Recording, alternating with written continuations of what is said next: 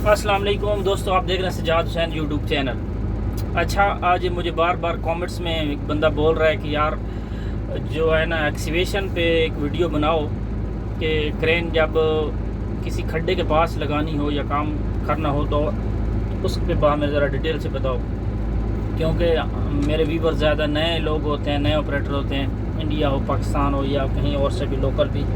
तो वो ये चीज़ें देखते हैं और उनके लिए ये ज़रूरी होती है।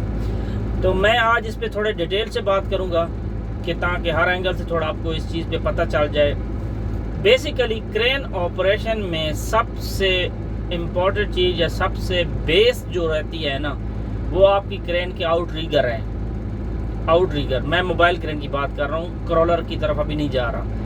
क्योंकि आउट रिगर जब आप क्रेन लेवल हो गई, अगर वो स्ट्रॉन्ग है, ग्राउंड भी ठीक है, लेवल भी ठीक है, सब कुछ ठीक है, तो फिर एक्सीडेंट के चांसेस बहुत कम होते हैं बनिस्बत दूसरी के ग्राउंड सही ना हो। ठीक है, क्योंकि अभी जितनी भी क्रेनें आ रही हैं इधर कंप्यूटराइज क्रेनें हैं। अगर आपका कंप्यूटर की कॉन्फ़िगरेशन ठीक है, प्रॉपर काउंटर में डाला हुआ है, जो कंप्यूटर जहां तक आपको डाउन करने का बोल रहा है, जितना लोड उठाने तक का बोल रहा है, अगर आप उतना काम कर रहे हो तो आपकी क्रेन इंशाल्लाह कहीं भी नहीं जाएगी, कोई एक्सीडेंट नहीं होगा। स्पेशली जहां से क्रेनें उलट जाती हैं, जब पलटी कर जाती हैं, ये गिर जाती हैं, बस उसमें आपने उसको ये ख्याल करना है कि ऑपरेट करते वक्त उसमें झटका ना लगे या कोई ऐसी चीज़ ना हो जो नहीं होनी चाहिए। ठीक है, अदरवाइज छोटा मोटा वो उसमें एडजस्ट हो जाता है, क्योंकि क्रेन बनी उस हिसाब से होती है, जो कंप्यूटर में जो उन्होंने कॉन्फ़िगरेशन दी होती है वो इस हिसाब से होती है कि उसमें आपका सेफ्टी मार्जिन ऑलरेडी होता है। ऐसा नहीं है कि अगर एक जगह पे 5 टन आपकी कैपेसिटी बन रही है तो आप 6 टन उठाएंगे तो माज़अल्लाह क्रेन उलट जाएगी, ऐसा नहीं होता। वहाँ पे 7 टन भी आप उठा लें तो शायद कुछ भी ना हो, लेकिन वो अनसेफ कंडीशन में आ जाता है। लेकिन आपने वही अपना 5 और 5 से नीचे वठाना है, अपनी परसेंटेज को फॉलो करना है, तो वो परसेंटेज अगर 85 या 90% तक आप उठाते हैं तो उसमें आप इजीली कुछ भी मसला नहीं होगा। अब एक्सीवेशन का सबसे मेन चीज़ ये है कि प्लांटों में अक्सर जब प्रोजेक्ट नए स्टार्ट होते हैं तो जगह जगह पे खड्डे डले होते हैं और उस उधर ही काम होता है क्रेन का, उधर ही बाकी सब काम होते हैं। अब खड्डे से दूर करते हैं तो रेडियस बढ़ता है, रेडियस बढ़ जाएगा तो हमारी कैपेसिटी कम हो जाएगी, कैपेसिटी कम हो जाएगी तो जो काम करने के लिए आए हैं वो काम ही नहीं होगा। तो दोनों सूरतों में हमारे लिए काफ़ी डिफ़िकल्ट होता है कि एक्सीवेशन का हम क्या करें। अब और कोई हल ही नहीं होता, जो मिनिमम फासला है हमने वो मेंटेन करना ही करना होता है। अब इसमें ग्राउंड पे डिपेंड करता है, कोई ग्राउंड सॉफ्ट होते हैं, कुछ हार्ड होते हैं, किसी भी कंपैक्शन हुआ होता है, कोई बिल्कुल भी नॉर्मल ग्राउंड होते हैं जिसमें कोई ऐसी चीज़ नहीं होती। तो डिफरेंट ग्राउंड होते हैं। कई ज़मीन आपको पता है, ज़मीन के प्लांट में कहीं खड्डा होता है, कोई जगह नीचे की सॉफ्ट होती है, कहीं कैसी होती है। तो अगर हम एक्सीवेशन की डिप्थ की बात करें तो हमें जो हम आरामको में या जो एग्ज़ाम में हम लोग पढ़ते हैं, जो हमें नॉलेज में ये चीज़ें यहाँ से आती हैं, क्योंकि ये आरामको की पूरी डिफरेंट लाइन हो जाती है, इनका अपने एक प्रोसीजर होते हैं, अपने एक प्रोटोकॉल्स होते हैं। बाज़ का सिविल में वो चीज़ें नहीं होती, लेकिन यहाँ की मैं ज़्यादा बात करता हूँ प्लांट की, तो यहाँ तो हमें मिनिमम कहते हैं कि जी आपकी अगर 2 फुट डिप्थ है तो आप उसकी 4 फुट जो है ना उसका आप उससे फासला रखें, समझो डबल रखें। तो ये यहाँ का जो प्रोसीजर होता है। लेकिन बाज़ का ये चीज़ें हम प्रॉपर इस पे उसको फॉलो नहीं कर सकते, क्योंकि सिचुएशन ऐसी होती है, अगर उसको इतना फासला करते हैं तो फिर जो काम करना होता है वो भी बाज़ का मुश्किल हो जाता है। तो सिचुएशन में ग्राउंड को आपको देखना भी ज़रूरी है। आपका ग्राउंड कंपैक्ट होना चाहिए, उस पर मिट्टी ऐसी होनी चाहिए जो हार्ड मिट्टी हो। और बाज़ का एक्सीवेशन को अंदर से आपने देखना है, ऑपरेटर खुद ये चीज़ ऑब्जर्व करता है और ख़ुद देखता है, इसको चेक करता है, क्योंकि इसकी रिस्पॉन्सिबिलिटीज़ में होता है कि जहाँ पे वो जैक आ रहा है वहाँ से कितना फासला है, और फिर वो फासला और उसका ग्राउंड देखना है। एक्सीवेशन की अंदर वाली साइड से जाके देखना है कि वो कैसा ग्राउंड है, अंदर से नीचे से सॉफ्ट है, ऊपर हार्ड लग रहा है, नीचे सॉफ्ट हो, जब उस पर लोड पड़ेगा तो वो कहीं लैंड स्लाइडिंग की तरह तो नहीं चला जाएगा, और एक जैक गया तो फिर पूरी क्रेन अल्लाह माफ़ करे फिर जाने के चांस होते हैं और चली भी जाती है। फिर दूसरी ये चीज़ है कि हमने ये जो आउट रिगर्स के होते हैं कि आउट रिगर लगाने से पहले फासला तो हम देख लेते हैं, ठीक है, और उसके हम पैड जो लगाते हैं, पैड लगाने से लिए ज़रूरी होते हैं कि वो एक ही जगह पे उसका लोड नहीं पड़ता, थोड़ा फैल जाता है। तो ग्राउंड अगर जो प्लेट होती है ना वो थोड़ी छोटी होती है, जो आउटरिगर की जो प्लेट होती है ना, सॉरी जैक की जो प्लेट होती है जो क्रेन के साथ होती है वो थोड़ी छोटी होती है, लेकिन जो पैड होता है वो काफ़ी बड़ा होता है, वुड का होता है। फिर वो उससे थोड़ा ग्राउंड की मजबूती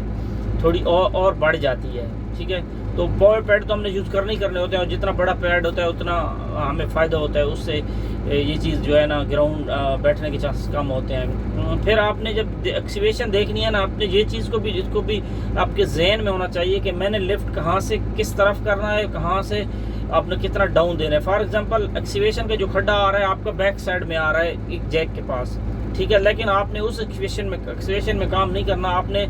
द अदर साइड काम करना है। तो अदर साइड में आपने काम करना है तो आप उस जैक पे आपका ज़्यादा लोड नहीं आएगा।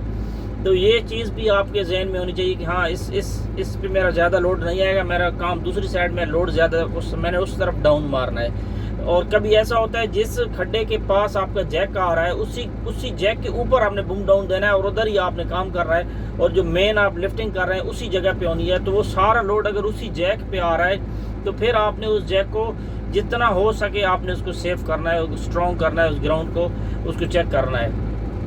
डिप्स की मैंने आपको बता दी कि यहाँ पे जो रूल प्रोसीजर होता है वो डबल होता है, लेकिन अगर आप लेबर क्रेन देखें उसमें उन्होंने मैनुअल में मैंने पढ़ा है कि उन्होंने डिप्स के लिए एक फार्मूला दिया है कि वो कहते हैं कि आपका जो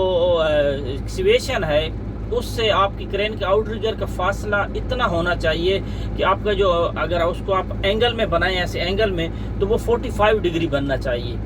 अब इससे आप अंदाज़ा लगा लें तो ये ऑलमोस्ट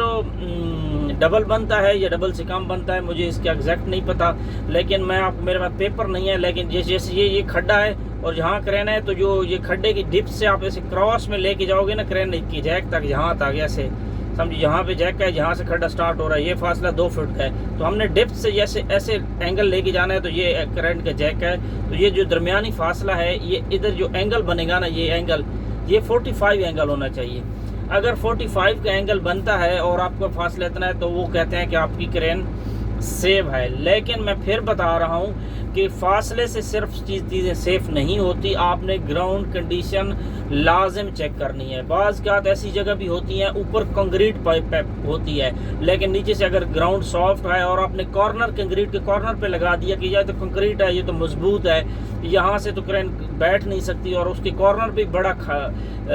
एक्सीवेशन है, वो खड्डा है, और नीचे से अगर मिट्टी उसकी सही प्रॉपर नहीं है तो क्रेन का वेट भी टनों में होता है, तो वो अगर कंक्रीट का कॉर्नर भी टूट गया तो आपके लिए बड़ा मसला बन सकता है। तो हमारे लिए हर एक दिन हर एक लिफ्टिंग एक नए चैलेंजेस और नई चीज़ें लेके आती हैं, तो हम हर एंगल से देखना पड़ता है, हर चीज़ को देखना पड़ता है। सिर्फ मैं अगर ये बता दूं कि आपने खड्डे से क्रेन दूर लगानी है तो ये कहना आसान होगा, लेकिन इसमें बहुत सारी चीज़ें देखनी पड़ती हैं। खड्डा किस किस्म का है, ग्राउंड किस किस्म का है, ग्राउंड वहाँ पे समंदर के नज़दीक है या कोई ऐसी जगह है, सॉफ्ट है, हार्ड है, तो ये सारी चीज़ें देख के उसके बाद हम क्रेन को पोजीशन करते हैं कि हाँ हमारी क्रेन सेफ है या नहीं है। फिर आप कोशिश करें क्रेन को जो सॉफ्ट जगह आपको सॉफ्ट लग रही है वहाँ पहले आप सिर्फ प्लेट के ज़रिए विदाउट पैड, जो वुड पैड हम लगाते हैं वो नहीं, सिर्फ जो क्रेन की ओरिजिनल पैड होती है उसको नीचे डाउन करें, उस पर अपनी क्रेन का एक ही जैक पे ज़्यादा से ज़्यादा लोड जितना पॉसिबल हो उस पर डालें, क्योंकि आपको उससे पता चल जाएगा आपका ग्राउंड नीचे बैठता है या नहीं बैठता। हम अक्सर ये डेली बेसिस पे ये चीज़ें करते हैं, लेकिन ये चीज़ें जिन लोगों को आइडिया नहीं है तो चलो उनको पता चल जाएगा। जब जो ट्रक माउंटेड क्रेनें हैं या आरटी क्रेनें कोई भी है, जो साइड आपको सॉफ्ट लग रही है उस पे बाकी 3 जैक मत लगाएं, वो एक ही जैक लगाएं, उसको ज़्यादा से ज़्यादा उठाएं। जब वो जैक जितना उठता जाएगा एक क्रेन से साइड ऐसे बिल्कुल टेढ़ी हो जाती है, लेकिन क्योंकि उसका लोड पड़ेगा उसी जैक पे तो वो ग्राउंड आपको अगर ऊपर देखने से नहीं पता चल जाएगा और उसके अंदर कोई और चीज़ है सॉफ्ट है अंदर से, तो जब उस पर लोड पड़ेगा 2 टन 4 टन 5 टन 10 टन, जब 10-12 टन लोड पड़ेगा, क्योंकि 50-60 टन की या 100 टन की क्रेन है या 50 टन की क्रेन है तो 10 टन एक साइड भी उठाएंगे तो 8-10 टन लोड उस जगह पे पड़ जाता है। तो इतना लोड जब उस पर पड़ेगा अगर ग्राउंड में बैठना होगा तो वो बैठ जाएगा। जब बैठ जाएगा तो आपको एक आइडिया हो जाएगा कि मेरा ग्राउंड यहाँ बैठ रहा है। जब ग्राउंड बैठ रहा है तो फिर आप उसके हिसाब से वहाँ पे प्रिपरेशन करोगे, फिर आप बंदे बुलाएंगे, बोलेंगे इसको बैक फिलिंग करो, अगर बाकी ग्राउंड ठीक है और उसी जैक को बैक फिलिंग करनी है तो आप वो फिर क्लोज करके फिर उसके ऊपर और मिट्टी डाल के फिर उसको ऊपर से दबाओगे, फिर जितना हो बैठना होगा और बैठ जाएगा, फिर और मिट्टी डाल के फिर दबाओगे। 2-3 बार आप ऐसा करोगे तो वो ग्राउंड जितना बैठना होगा वो एक बार जब बैठ जाएगा तो फिर नीचे से कम वो थोड़ा स्ट्रांग हो जाएगा। फिर उसके बाद आप उसने ग्राउंड को लेवल करना है, लेवल करके उसके बाद आपने वुड पैड लगाना है, वुड पैड लगा के फिर आप जब उसके ऊपर जैक लगाओगे तो इंशाल्लाह वो मज़ीद फिर नहीं बैठेगा, क्योंकि जो बैठना होगा वो बैठ गया होगा। ये बात बहुत बार हम करते हैं, डेली बेसिस पे ऐसी चीज़ें होती हैं और हम ये प्रैक्टिकली चीज़ें करते हैं। मैं जो भी यहाँ एक्सपीरियंस अपने शेयर करता हूँ वो मोस्टली वो मेरे साथ हुए होते हैं या मैंने उनको फॉलो किया होता है या वो चीज़ें मैंने आंखों से देखी होती हैं, तो ये चीज़ें मैं वहाँ से आप लोगों को बताता हूँ। और क्योंकि सबसे बेस्ट एक्सपीरियंस होता ही वही है जब इंसान खुद काम करता है या काम करते हुए देखता है, सबसे बेस्ट एक्सपीरियंस वही होता है। और हम स्पेशली मैं अपने चैनल से अपने दोस्तों को वही चीज़ें कोशिश करता हूँ शेयर करूँ जो प्रैक्टिकली मैं देखता हूँ या मेरे साथ फेस हुई होती हैं ऐसी चीज़ें, तो मैं वही कोशिश करता हूँ शेयर करता हूँ। मज़ीद भी इस पे बातें और हो सकती हैं और भी इसमें और एंगलों से भी इस चीज़ को देखा जा सकता है, लेकिन एक टाइम में एक वीडियो बनाते वक्त जितनी चीज़ें मेरे माइंड में आती हैं मैं कोशिश करता हूँ मैं इनको क्लोज़ करूँ और आपको सामने उनको एक वीडियो की शक्ल में आपके सामने शेयर करूँ। उम्मीद करता हूँ आपको मेरी वीडियोस पसंद आती होंगी। मैं चैनल को सब्सक्राइब और शेयर के लिए ज़्यादातर बोलता नहीं हूँ, लेकिन फिर भी आप लोग करते हैं, आपका बहुत शुक्रिया। और कमेंट्स ज़रूर कीजिएगा और कमेंट्स में आप पूछा करें सवाल, क्योंकि जब आप पूछते हैं तो फिर वहीं से मेरे जहन में वो चीज़ें आती हैं, फिर मैं वो नोटिस कर लेता हूँ कि हाँ ये चीज़ें हैं, इस पर बात की जा सकती है।